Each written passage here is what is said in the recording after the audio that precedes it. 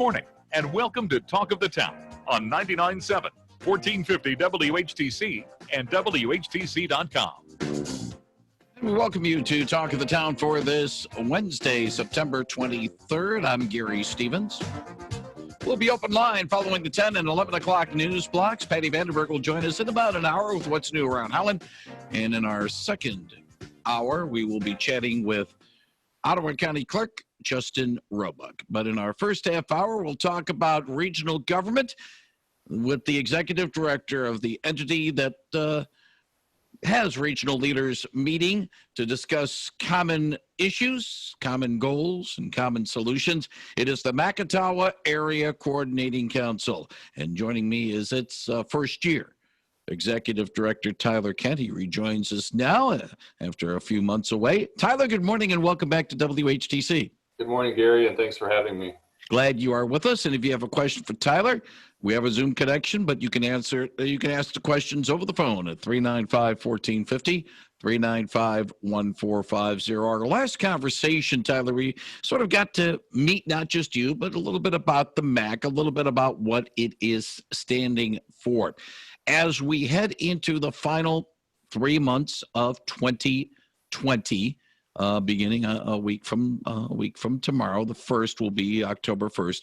Some of the things that the MACC would like to see done, not so much as a overall ruling body, but with the council, the lead council of leaders around the area, what are some of the goals that perhaps the MACC would like to see done over the last 3 months of 2020?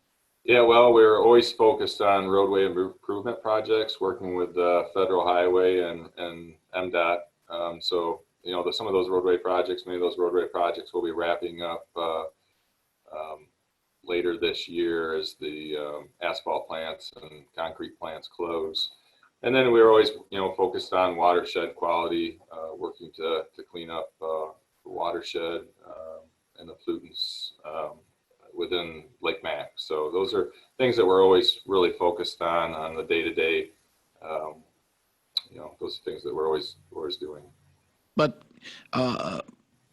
somehow this COVID-19 situation has sort of put the kibosh on a lot of things, or put things on the back burner. And I've talked to some of the other leaders, not only in local government, but also in the state government, how basically dealing with the outbreak has sucked the air out of the room, especially in funding for projects such as trying to clean up the Macatawa Greenway area and the Macatawa watershed area. How much of a challenge is it to try to do some of these things when, frankly, Tyler, the money from the state that could help is not coming?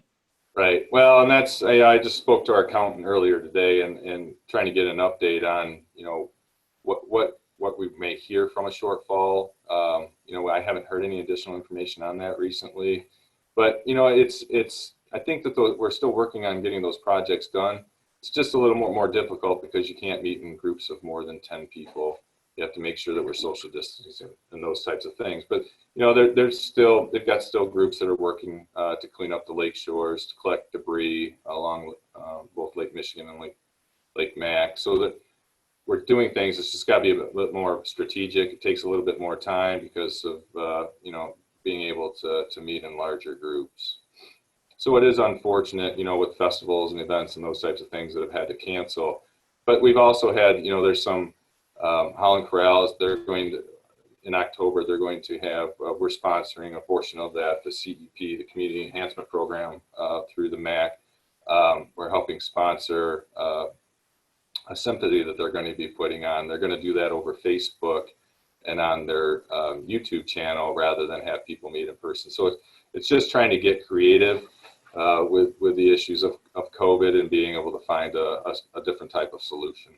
If you got a question for Tyler Kent of the Macatawa Area Coordinating Council, he'll take it at 395-1450, 395-1450. This might be more of a question for those who are like, say, with Lakeshore Advantage or other business-oriented groups. But does the MACC, and I say the MACC in terms of the overall organization, how concerned are the leaders about trying to, make sure that the economic impact of the outbreak isn't so adverse as that we're going to lose businesses. We're hearing right now, it's small business awareness and all that, but the NBC Today show had a special feature about mom and pop businesses going poof because of the outbreak.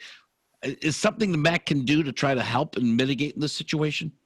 Yeah, I think it's upon the local leaders to get creative with the business leaders and find solutions that you may not have thought about before. And you see that on 8th Avenue without more outdoor dining they put out into the streets. So it's just trying to be creative to help support those local businesses, find ways to resolve those shortfalls of being able to have larger groups within the stores and making sure that that we're wearing our mask and doing what is required by the executive orders.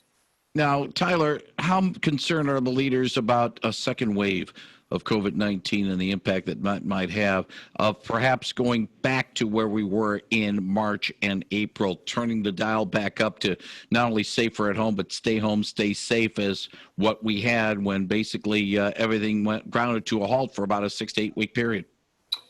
Yeah, I haven't had any real discussions with anyone with regard to that. I mean, I think most people understand that that going into flu season and in this winter that we're going to have to be mindful of that and just be careful, be precautious when we're out in public, be respectful of others, and support our local businesses. Make sure that we're eating at the restaurants and shopping in the stores to support our industries here.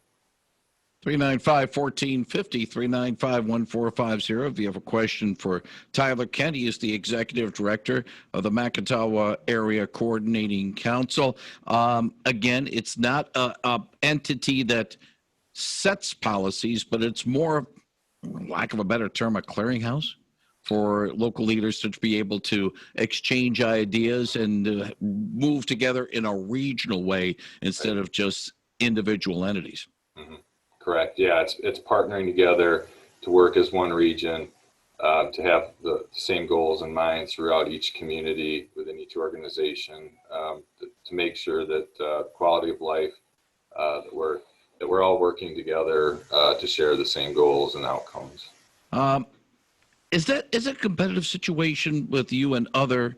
Well, I say you, the MAC, and other regional entities right now.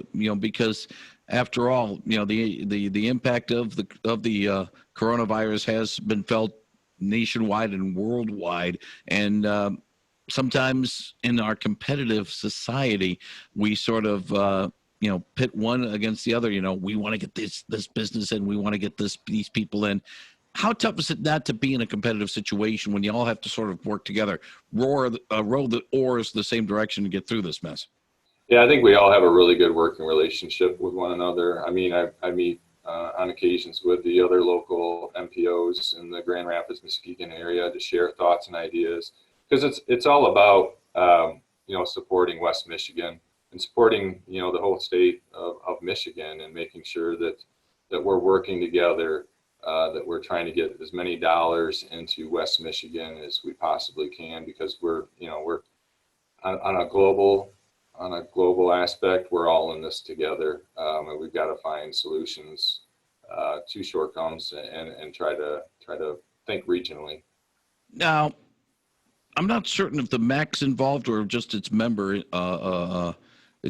communities are involved, but I know that especially in Holland, the efforts to try to get the people to fill out their census, be able to fill it out by the end of this month, because President Trump wants to have those census numbers in by the end of September, and we only got a week left to go in this. So yeah. I would assume the census would help, because it would be nice to be able to have Holland Grand Haven as its own entity instead of having to be a part of the Kent County entity.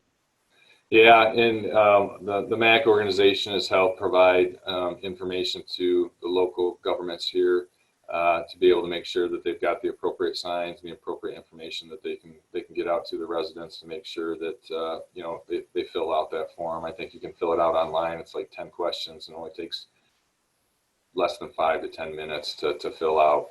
and really, it's very important that we get people to do that, because that helps us capture additional dollars, state and federal dollars that come into this area to help improve our roadways, to help improve the hospitals and the medical facilities and so on and so forth.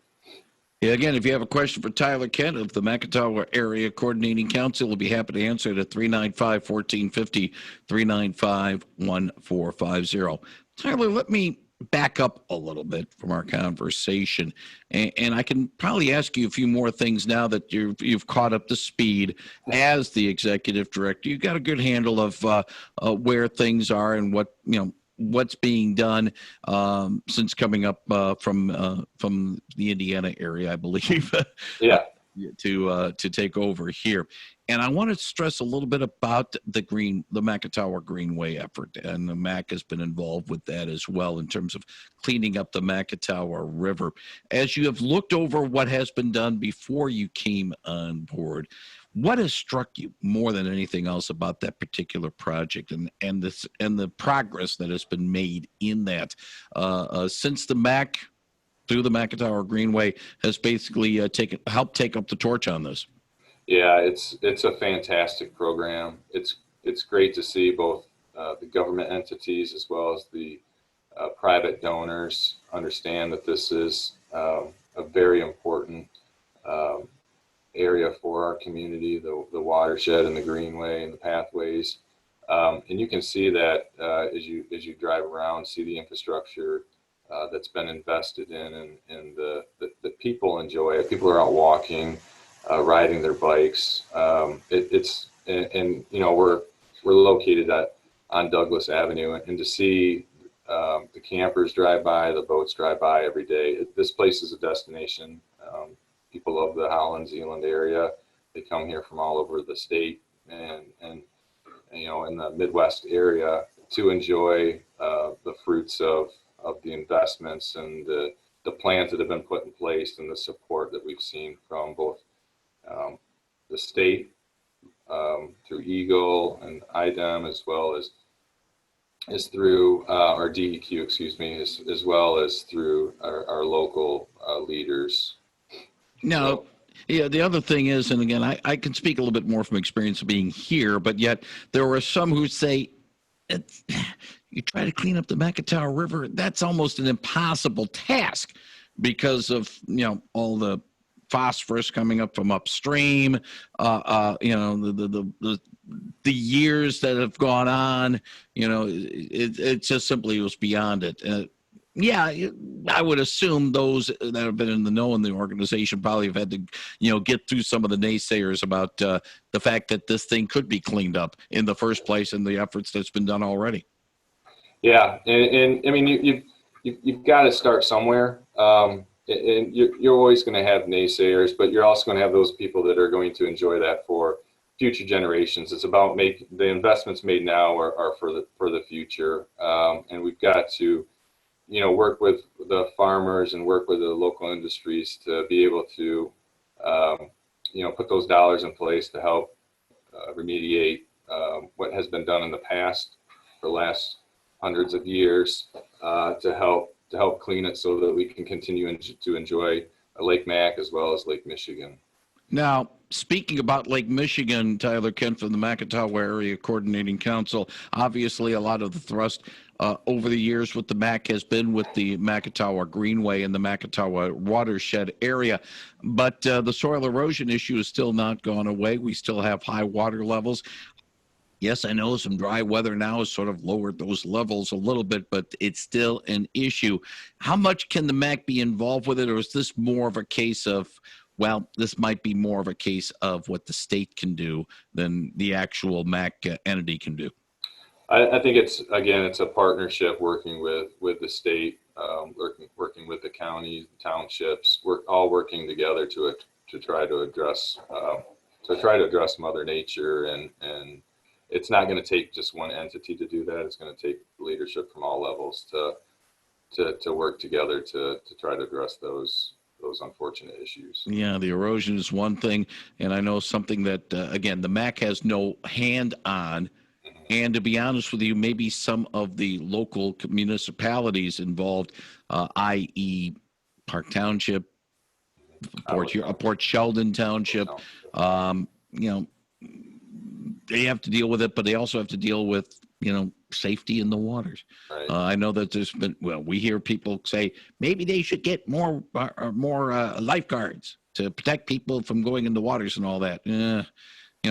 There's no easy answer on that there, Tyler. Yeah, it's unfortunate. It's when the red flags are out or you see large waves, you got to be cautious and be careful. I mean, it's unfortunate that people get in those waters at times. I was out there recently when there were waves that were very large out there, and seeing some boats go out into it. I mean, they're built to do that, but it's scary, right? I mean. Yes, it certainly it is. It's not. Let's put it this way. There's a reason why they are adventurers, more than anything else. I'll stay on the land. Yes, keep me perpendicular. I don't Yes, need sir. to be floating the wrong way. If you got a question for Tyler Kent, he'll be happy to take it at 395-1450, 395-1450. He is the executive director of the Macatawa Area Coordinating Council. And as I mentioned a little bit earlier, it's not a body that's going to set down rules, set down laws, but it's a case, especially when, correct me if I'm wrong, it's the representative council there's the policy board. Okay. And then there's the executive committee, which is a part of the policy board. Okay, so the policy board really is the top level where Yes, sir. the mayors of, like Nathan Box and Kevin Kleinstra of Zeeland, and the supervisors, the elected leaders of the municipalities in the immediate Holland-Zeeland area get together. They share ideas, they share visions, and come up with a unified regional approach to some of the regional problems. And again, water is one of them, and roads are another. One thing that as we talked today, sort of a squeaky wheel, as I'd like to call it, was the repairs of the railroad crossing for the railroad spur into the Heinz Pickle plant. And so the repairs are being made on Pine Avenue and 7th in Holland. A lot of some callers have come in on that. A lot of calls have come to City Hall trying to do something. City Hall has said, hey, we're putting the pressure on CSX as well. Have you noticed that this was a popular topic, shall we say, among other members of the MACC who had issues with railroad crossings in their communities?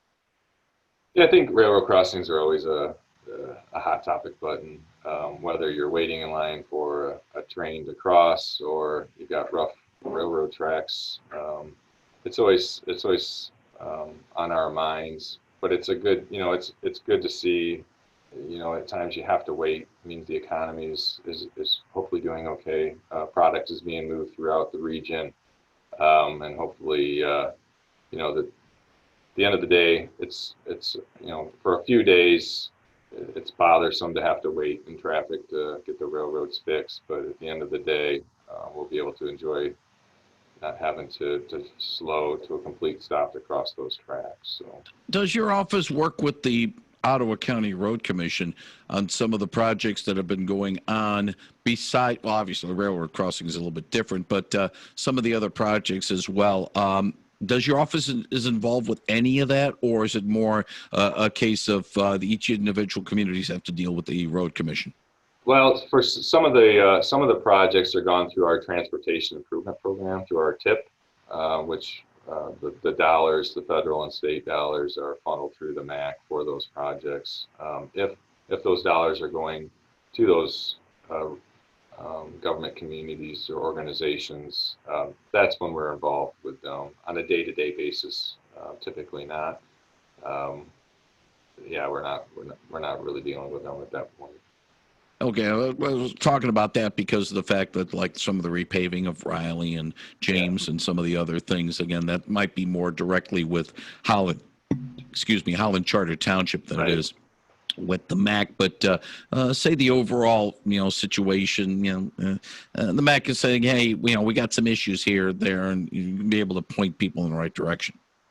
Yeah, that's the intent, is to be able to be a sounding board for both the residents as well as our government agencies, to keep everyone in the loop on roadway improvements. Now, one final thing as we look forward to the next 3 months before we change the calendar to 2021.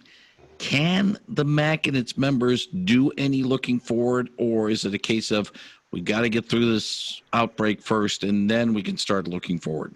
Well, the MACC just recently went through a strategic plan process, kind of outlining, where we want to be moving forward. And so we're still going through that data based from that strategic plan process. So that's really going to help myself, the staff, and the local organizations, kind of keep us on track on what the hot button items are currently and what we feel as though we need to plan for in the near future. For more information on what is going on in the Macatawa Area Coordinating Council, the website is the-MACC.org, and we will put a link to that website.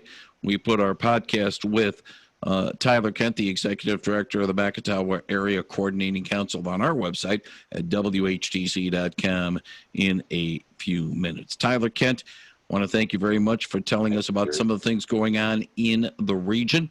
And if all goes well, we'll do it one more time. If not, we'll talk to you after the first of the year. Thanks, sir. Appreciate it. Have a great day. Thank you very much, Tyler Kent, on Real News Now, 99.7 and 1450 WHTC.